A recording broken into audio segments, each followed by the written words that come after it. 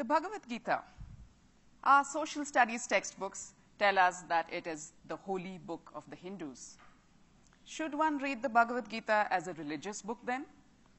That would be a little odd, because the Gita predates organized religion itself. It was written 500 years before Jesus Christ, 1,000 years before Muhammad the Prophet, and over 2,000 years before Hinduism itself was a thing. Reading it as a book of religion also does not quite explain its consistent, sustained appeal over 2 millennia, not just among people of its own community, but with people across the world. So reading it as a religious book is a sort of limiting way to read the Gita.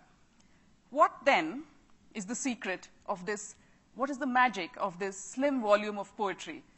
What is it about this age-old conversation between two best friends called Krishna and Arjuna that make people return to it generation after generation, return to its shining moral compass for guidance whenever they are beset by despair or doubt?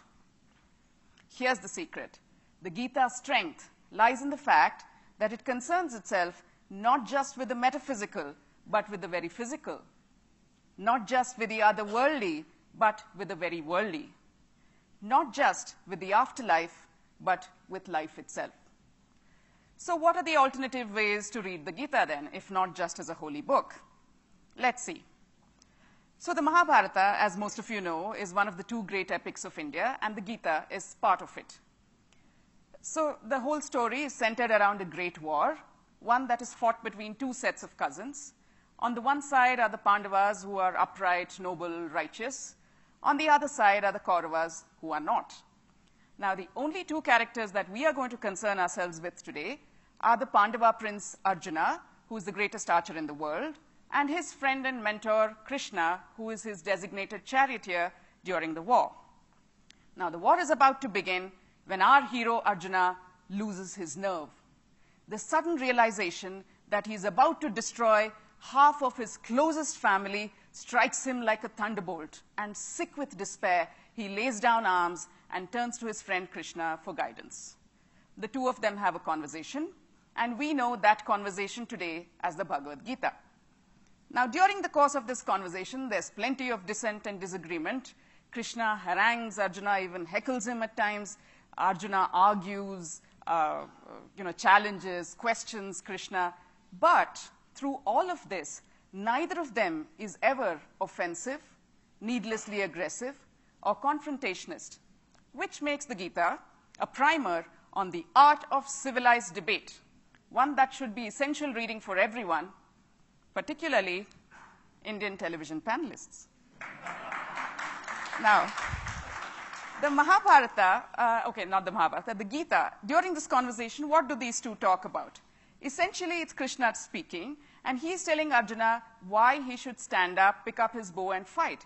He's telling him that if he doesn't do that, he would be failing in his duty as a warrior, a king, a leader of men, an upholder of truth and justice, and so on. So this is a difficult conversation for Krishna because he is his friend and he's very depressed. But Krishna does not pull his punches. He does not hesitate to call out Arjuna's weaknesses. He does not hesitate to dismiss his excuses. He chides him for his non-warrior-like behavior. But he does all of this with great compassion and understanding. And he stands patient and steadfast by Arjuna's side while he works through his confusion. He uses every trick in the book to get through to Arjuna. He's sometimes hectoring, sometimes sweetly reassuring, sometimes he's devious, sometimes he's frankly overwhelming. And finally, when he has Arjuna's attention, he presents to him options, recommendations, advice, but he respects his friend enough to let him make the decision in the very end about whether he wants to fight or not. What is the Gita then but a handy manual in the best practices in friendship? Now, any skill can be mastered through practice, practice, practice. If you're disciplined enough to do a thing over and over again, then that thing, that skill, will become second nature, part of muscle memory, a habit. The Gita says that even picking the right action and doing the right thing is a habit. And we all know that habits developed in childhood are the hardest to break.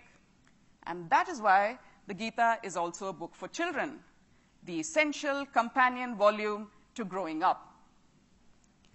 The Gita tells us that the most important battles are those that not those that we fight with others, but those that we fight with ourselves. The enemy, the Kaurava, is not the person outside. He is inside us. He is our own doubts and fears and insecurities, our own irrational loves and hates. Sure, they all feel like family because you've lived with them for so long. The trick is to identify them for what they are and then vanquish them ruthlessly. The Gita is therefore a treatise on the art of real war. Why are we Indians the way we are? Blame it on the Gita. The Gita tells us that we should not fret about things that we cannot control. Perhaps that's why Indians are so comfortable when things don't go according to plan. Chalta hai. The Gita tells us that there are 1 million different routes to nirvana and that no one route is superior to any other. Perhaps that's why Indians are so comfortable being surrounded by a multiplicity of ideas, thoughts, notions, faiths, beliefs, practices. The Gita tells us that the soul is bound to live through several lifetimes before it comes to the end of its journey. Perhaps that's why Indians don't place so high a premium on punctuality.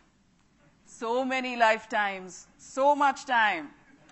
And that's why the Gita is also the insider's guide to the Indian mind.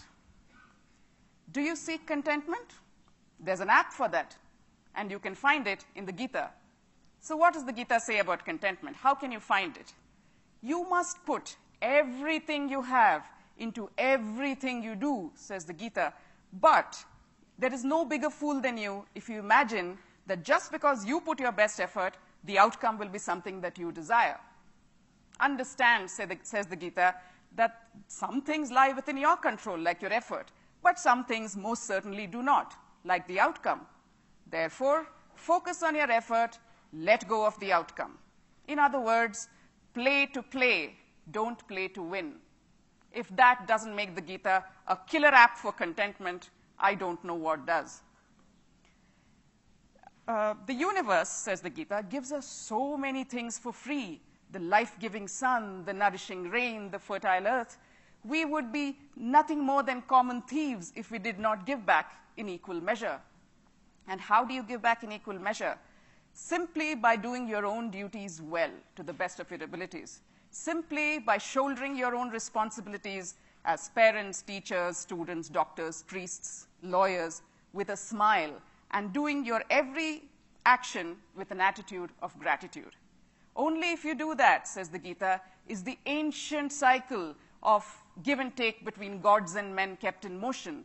And only if that cycle is kept in motion will the world not descend into chaos. Did someone say Adam Smith? The Gita is the original monograph on free trade. Now, what is wisdom? What is the ideal man, human being supposed to be like? What should you aspire for if you want to be like the ideal person? According to the Gita, it's very simple. There's a recipe. When you see the world as it really is, then you have attained the status of the ideal human. And what does that mean? It means you see a bit of yourself in everything around you and a bit of everything around you in yourself. It means you're able to look beyond the differences on the outside to the sameness on the inside. It means you're able to say with conviction that the entire world is my home and every creature in it my family. This makes the Gita the ultimate equal rights manifesto, one that not just individuals, but governments would do well to adopt in our divisive, intolerant times. The Mahabharata, all 100,000 verses of it, I believe, was expressly written to contain the 700 verses of the Gita, just as a tree creates a juicy fruit to house, hold, protect, and disperse its seed. The storyteller of the Mahabharata sets up this grand canvas, paints an engaging narrative, populates it with the most memorable characters, brings us to the brink of a great war, and then, wham, introduces the 700 verses of the Gita. If you want to know how the war went, you have no choice but to plow through the 700 verses of high philosophy that the Gita is, which makes the Gita a great how-to guide for teachers wishing to teach a complicated subject to reluctant students. Now, in Eastern thought, the notion of time is that of a cycle. It's not linear. Time is cyclical. And therefore, the climax in our stories arrives in the middle of the story, not at the end. The Gita is no different. Just when you reach about chapter 10, there are 18 chapters in all, and the philosophy begins to get a little overwhelming, a new twist is introduced into the tale. We are told that Krishna is not who we have believed all along. In chapter 11, it is followed by drama and spectacle with Krishna revealing his cosmic Vishvarupa form. Our attentions have been recaptured, and we remain vested for the next 7 chapters. If you were looking for a guide on how to write a riveting bestseller, you need to look no further than the Gita. Now, hard work, commitment, focus, says the Gita, will get you any rewards you desire in whatever quest you pursue, whether it be world domination or world peace. And therefore, it's important to pick your quest well. Why would you waste your time, effort, and energy pursuing rewards that are transient, like money, power, fame, success? Instead, go after the more lasting rewards. Spend your time and energy chasing peace and contentment. You see, the Gita is also a cautionary tale, which might have been titled, "Be careful what you wish for." Now, one of the very worldly topics that the Gita touches upon is the subject of food. It actually gives you a diet plan for life, and it tells you what kind of food you should be eating. And those recommendations don't differ very much from a modern nutritionist's. So what kind of food should you eat? The Gita says you should eat food that is fresh, which is juicy, which means fresh, tender, and unprocessed. It says you must eat food that is nourishing, which means clearly junk food is out. And it says that you must eat food that is agreeable. Wait, there's a rider, not just agreeable to the palate, but agreeable to the system. Okay? And what is the worst kind of thing you can do to your bodies? Let's listen to Krishna on this. Those who commit acts of violence on their bodies, denying themselves food and water, confusing self-torture with faith and devotion, they are truly misguided. You see why you should ditch that crash diet and that extreme exercise regimen? They were discredited even in 500 BC, which makes the Gita a great nutrition guide, which could have been subtitled, "Don't lose your mind, lose your diet." The Gita tells the story of a great tree with its roots in the heavens and its branches on the ground. So thick do these branches grow on the ground, so deeply embedded are they in the earth, that we get deluded. We begin to think that the source of sustenance of the tree is the earth itself. We chase after the low-hanging fruit without seeking the source of their sweetness, which is that great trunk rising to the sky. Don't do that, says the Gita. Keep your focus on the great trunk rising to the sky, and once you find it, hold on tight. Does that mean then that the Gita should be on every conservationist bookshelf because it's the original tree hugger's handbook? Now, the Gita also says happiness comes from being true to your nature. So if you have to find a job that is true to your nature, you first have to know what your nature is, says the Gita, and be involved in doing things that are true to your nature. So what kind of nature? The Gita says, if you're the sort of person who likes to think deep thoughts in splendid isolation, maybe you should do that kind of job. What would those jobs be today? Maybe a scientist, a writer, an artist. If it's the heat and dust of the battlefield that excite you, do that kind of job. Maybe that means be a lawyer, an activist, a politician. If the hubbub of the marketplace is what excites you, then you could do something in that direction. So that could be a stockbroker, a banker, a merchant, an entrepreneur. And if your nature is the kind that likes to be a cog in the wheel, then find a job that affords you that luxury. The Gita is an aptitude test and a sage and supportive career guide. Now, through this entire conversation, Krishna addresses Arjuna by over 20 different names, including Bharata, Sabyasachi, Dhananjaya, and Partha. And Arjuna uses over 40 names to address Krishna, which include Ananta, Achyuta, Madhava, Madhusudana, Janardana, Purushottama, Hrishikesha, and so on. What does this make the Gita? A great resource for new parents of baby boys, because the Gita is also the Indian book of baby names. So the Gita says a lot about action, and one of the things it says about action is that every action has consequences. And those consequences will come back and bite you and your children in ways so devious that you can never expect to be prepared for them. Therefore, choose your actions. Think before you act. The Gita, therefore, is a mathematical treatise on the complex, endlessly twisting Mobius strip called karma. Now, how do you know what the right action is? Well, the Gita says no action is intrinsically wrong or right. It is intent that makes it so. So question your intent before you act. Is my action prompted by my own fears, anger, desire, greed, lust, need for personal glorification? Yes? Then don't do it. Think about it. No? Then just go ahead and do it. The Gita is a flowchart for life with an infinite if-then-else loop.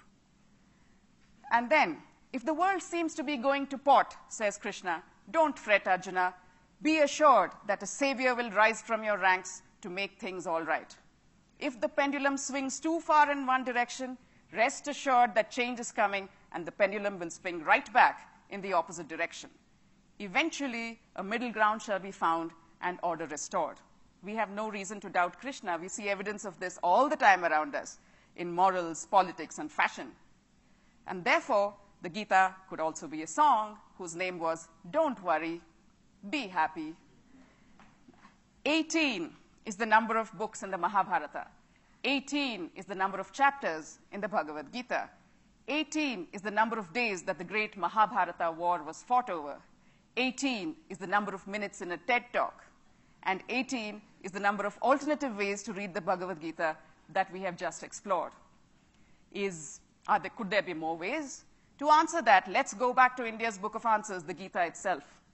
In it, Krishna tells Arjuna, what I have revealed thus far is but a fraction of my infinite glory. That, ladies and gentlemen, could well be the Gita speaking. Thank you very much.